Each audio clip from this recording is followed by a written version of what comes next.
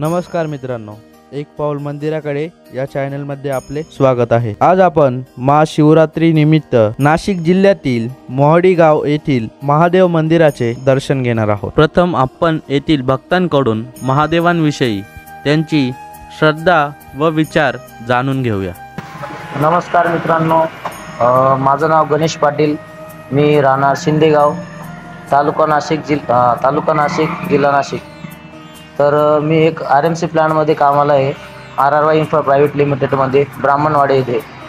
तर काही दिवसापूर्वी मी शिवालयात आलो होतो। तर एक बाबांना विनंती केली होती की देवा, मला एक चांगलं काम मिळू दे आणि माझी चांगली प्रगती कर म्हणून। तर मोहाडी येथे एक साईट आहे, ती MD सरांचं आणि मोठं साईट आहे ती।